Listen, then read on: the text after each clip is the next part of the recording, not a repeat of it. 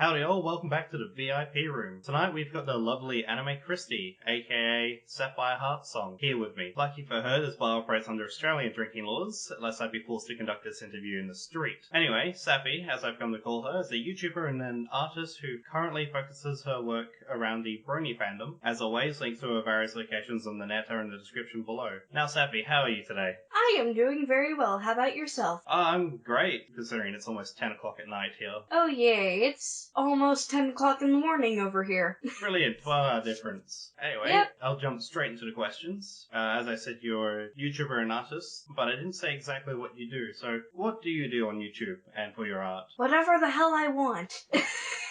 I know, that's very vague, but yeah, that's been always essential how I've rolled with my YouTube channel. It's always been whatever I want, but I've sort of found myself at the beginning identified as a reviewer, and then when I finally got my tablet and whatnot, I was identified as the Brony analyst artist person, who also who's basically Keyframe 2.0. Oh my gosh, you have no idea. Keyframe 2.0, that must not be that much fun to have as a title. It can be sometimes. Key and I sort of joke about that every now and then. We have the same first name, we have very similar interests, but it's like TF2. There's the red team and then there's the blue team. You know what I mean? Yeah, you're either team from each other. Yeah. It's kind of like that. That's how our situation is. Oh, if I recall correctly, at the moment you do mostly reviews of MLP episodes, but you used to do anime reviews as well. That was back when, oh boy, that was way back when I had no idea how to do anything, and I had just freshly discovered Windows Movie Maker.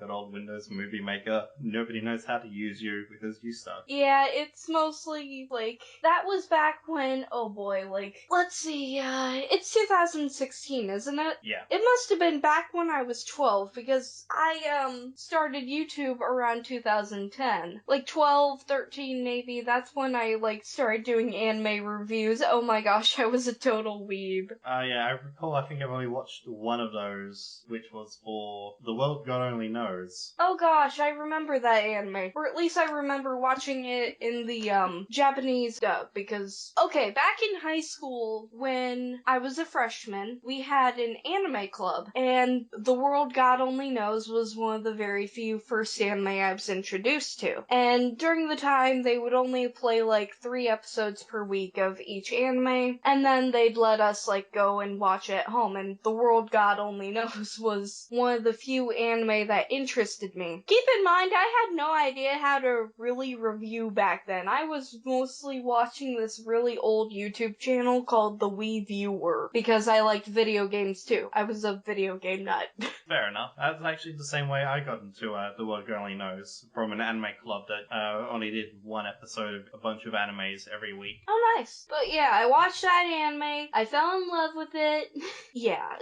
There's not really much to say on that. I should go back and watch that anime one day, I swear. I was going to actually ask, as the next question, would you ever consider going back to doing anime reviews? When ponies die out, maybe. I don't think I'd get very far, considering nobody really does, episode reviews as far as I'm concerned. They'll do, a series, the whole entire series type of review.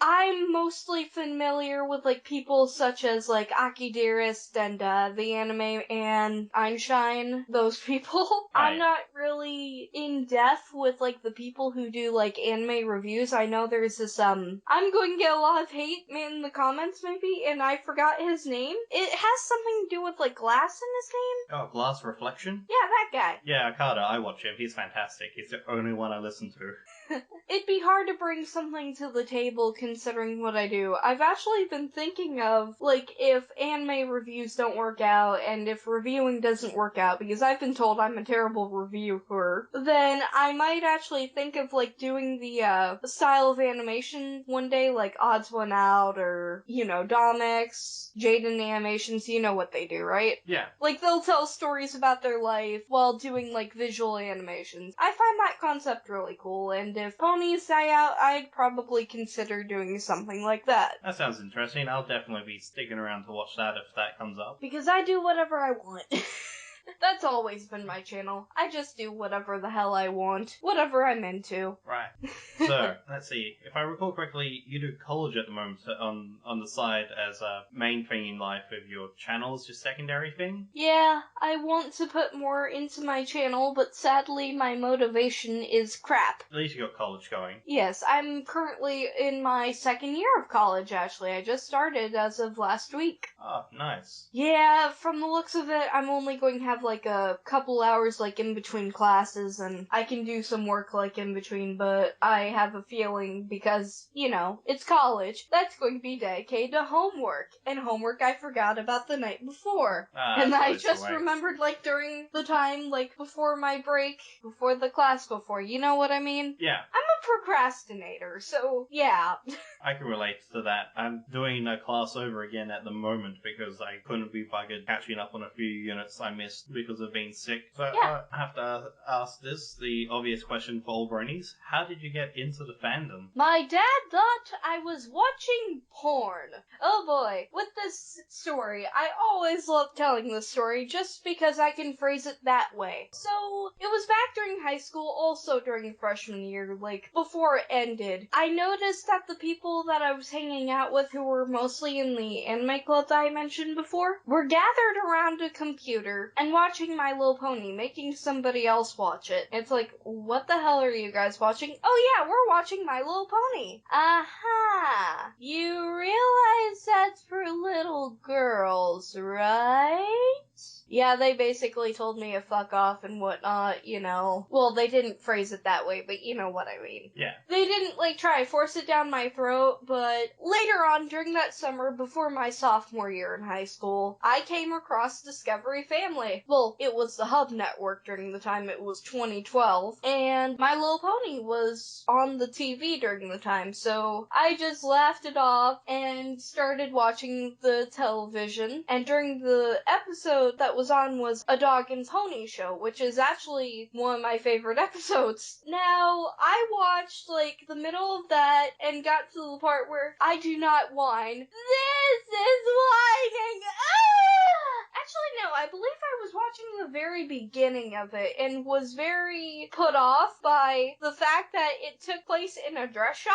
I was thinking during the time, that is a very racist pony when I saw Sapphire Shores. I didn't know what to think. I honestly didn't know what to think, but I was in the middle of watching it, I was getting into it, and then suddenly I had to turn off my TV because my dad was coming in getting ready for work. And he looked at me like, why did you turn off the TV so fast? Can I have the remote? I need to see the weather.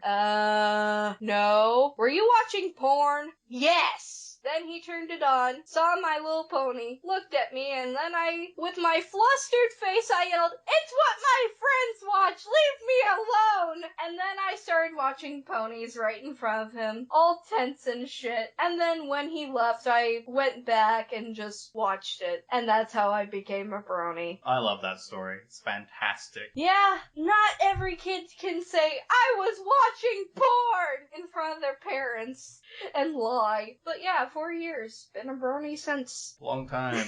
Well, from getting into the fandom, what was it that pushed you to making the leap of reviewing episodes of it on YouTube? Okay, for reasons that I actually was watching porn, I was grounded for a year from my computer. But I found a source. I found the internet code. And then I put it into my 3DS. And then I discovered YouTube for the 3DS. And started watching YouTube videos. I don't know how, I don't know why, but I came across Digibro when I was looking at My Little Pony stuff. And it was his alicorn thing. I've seen it before, but I didn't really get into it other than staring at the male Sweetie Bloom and thinking, oh, that's actually a pretty cool OC. Why does he have the Rainbow Spindle Mac thing for his cutie mark? Oh, well. But then I actually listened to it, and then I just started binge watching. And then I started binge watching Tommy Oliver and Antonia Destiny C after their collab on, Candlelight Wedding. And then I found people like Silver, I found people like T-Bap. I got into that,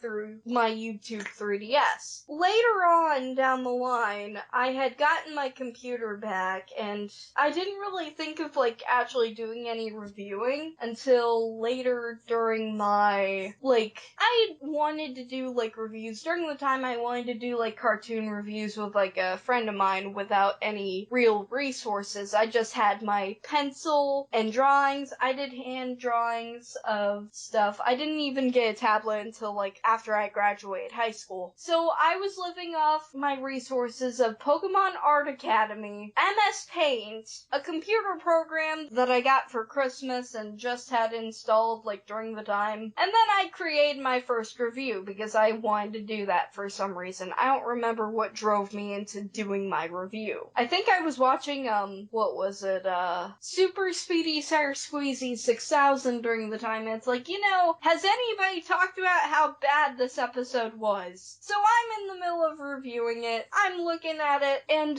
I'm also, doing this within, 3 days, and I'm, showing my dad, hey, Dad, look at this thing I made! Yeah, he told me, you're never gonna go far with it. Yeah, he says that back then, but later on, it would change my life when I posted my first review on YouTube, and then I got Tiny Naga to review it, and then stuff happened. I don't remember.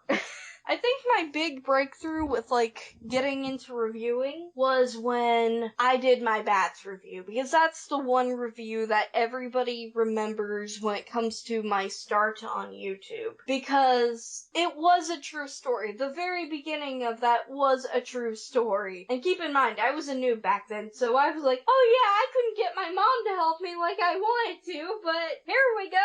But yeah, Silver then noticed it, and then everybody loves me. Always good to have everyone's love. And that's how Equestria was made. I'm sorry if I'm rambling. I'm still trying to, remember stories and whatnot. It's all good. The last interview I did with Locacat from the Highland Bronies was, in total, a hour-and-a-half long call that was almost entirely rambling and jokes. Oh boy. Yeah, that interview, after being cut down, still managed to make it to about 38 minutes long. Oh my. It's one of my most popular interviews, so. Anyway, you mentioned drawing, because I know you draw your own OC and you animate your own videos. How long have you been into drawing? I think I was into drawing, back in middle school. I think I started drawing in, 6th grade, and it was during 7th grade when I realized I wanted to be an artist, because back then, I got picked on a lot. Then again, that's how middle school goes. It was German class. We were assigned to, draw pictures or whatever of something with, a theme, but also had, colors in it. You know what I mean? Yeah. They wanted us to draw whatever we wanted, but as long as it was, in a group categories and with, color theme. And during the time, it was Gen 4. I loved Gen 4, and we were drawing Pokemon. Well, I was drawing Pokemon, but I got made fun of because, I'm that nerdy fat girl who's really, really stupid. That was kind of my ordeal. Anyways, I got laughed at from, behind, and people were like, oh, why are you drawing Pokemon? Yeah. There was one girl who looked these bullies that were picking on me straight in the face and were like, hey, at least she can draw. That shocked me, because I was drawing decently. It wasn't anything too good, but, well, it wasn't anything bad, I mean. But it wasn't that good. But during that time, it kind of spoke to me. I don't know what it was, but maybe it was for having somebody stand up for me or something. But I just became the artsy girl after that. I knew I wasn't as good as other people were.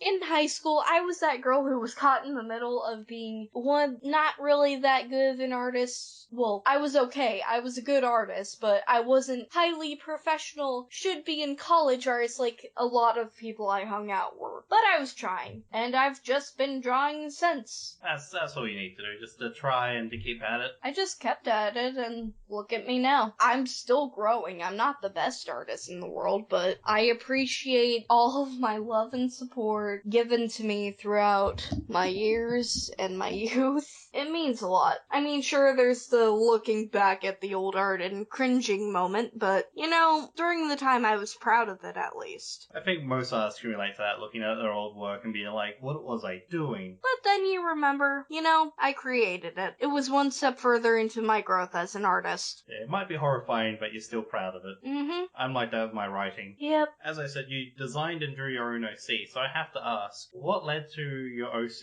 being the blue-maned, white-coated Pegasus that she is? Oh boy, this is a long story. It was back when I first became a brony, when I sort of created Sapphire Heart Song, but I didn't come up with the name. It was, and sadly, oh god, I almost regret dating this guy, but at the same time, he's also kind of the ticket to my identity. It was my ex-boyfriend, my first boyfriend, who I was dating during the time, and I was trying to think of a pony OC to come up with, after maybe less than a year of being in the pony fandom. I don't remember. But I gave him, some traits, I know I wanted a sapphire in my name because that was my birthstone, and sapphires are a big significance in my family. So I basically told him, some traits about me in order to help come up with a name, and then he came up with Sapphire Art Song on the spot, and I loved it, and I've been using it since. However, he did not come up with the design. I came up with the design, and at first, I was sort of experimenting,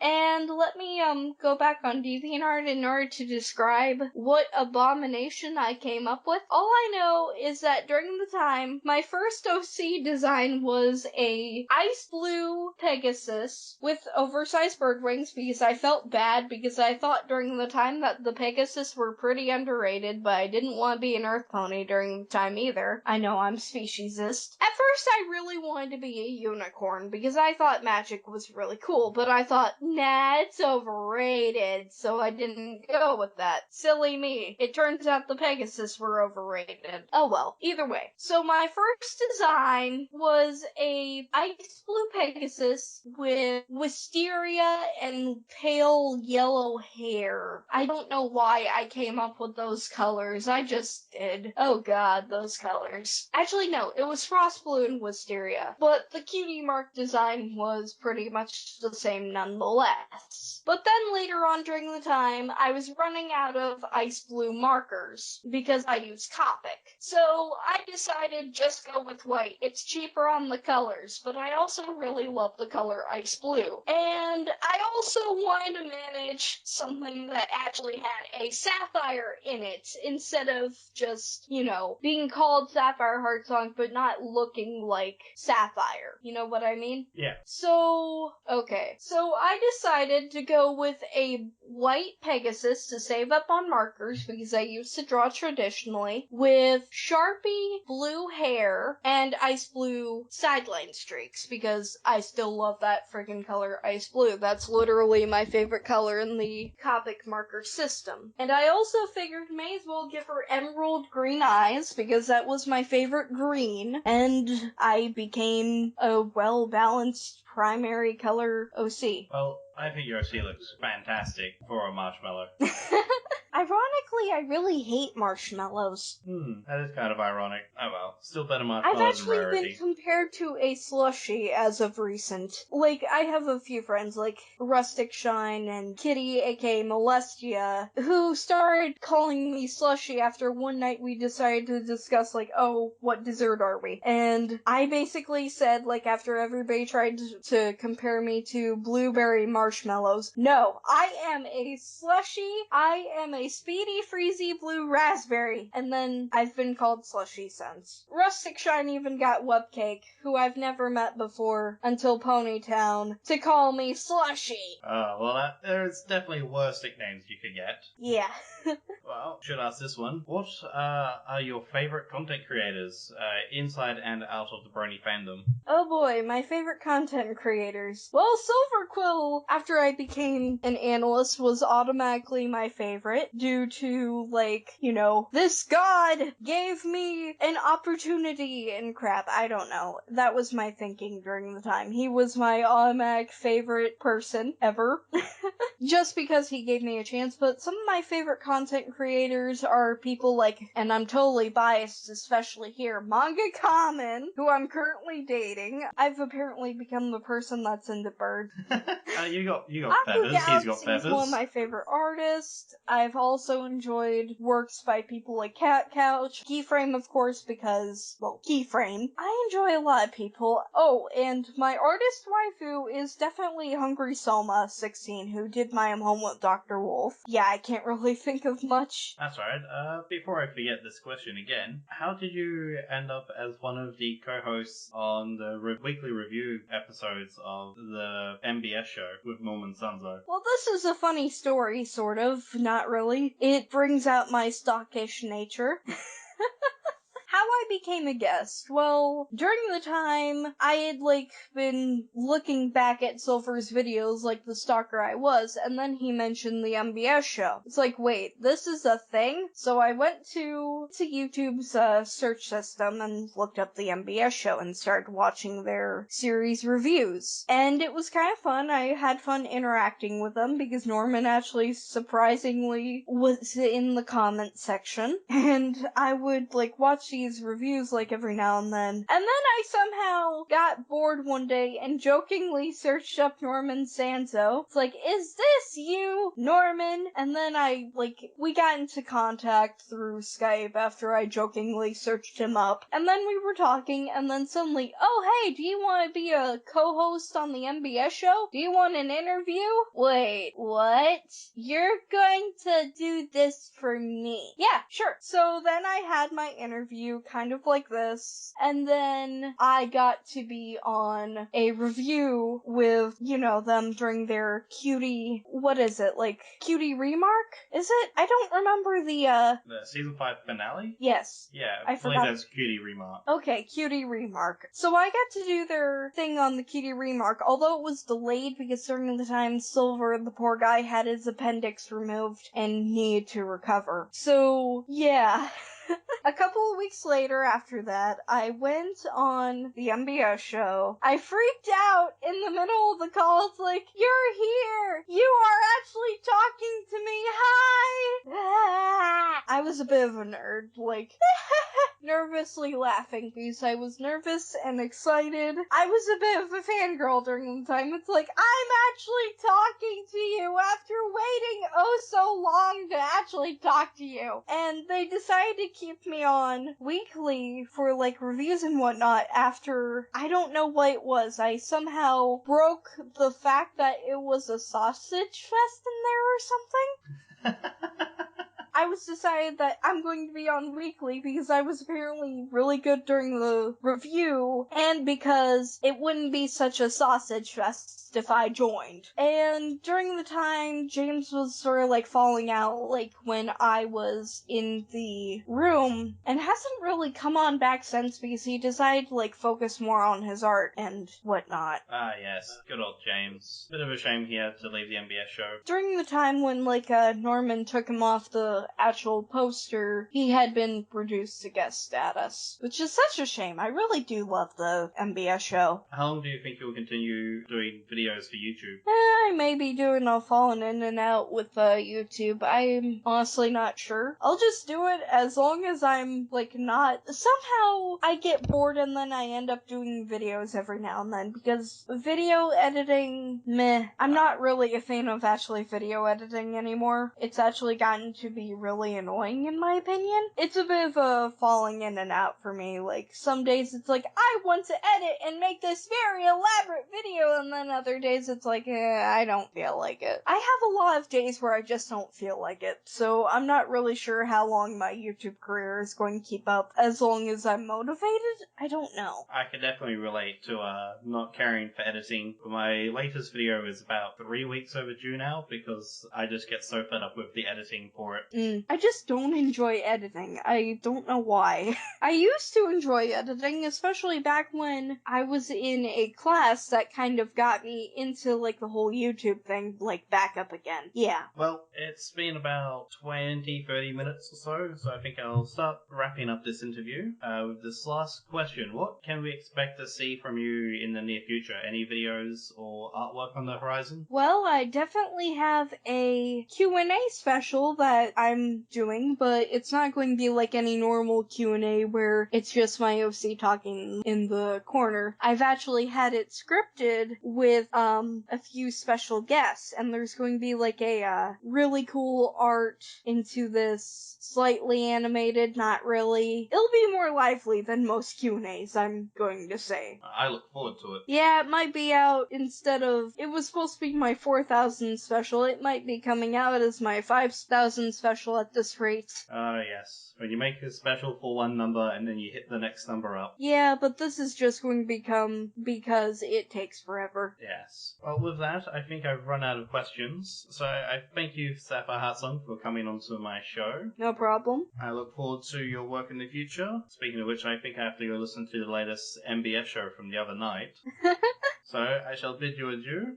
Listeners, you can find links to all of Sapphire Heart Song's locations, such as Facebook, DeviantArt, and YouTube, in the description below. Also, support me on Patreon like this guy is. Also, there will be a link to a Patreon, because definitely worth supporting. And with that, I believe that's all we've got for right now. So until next time, cheers.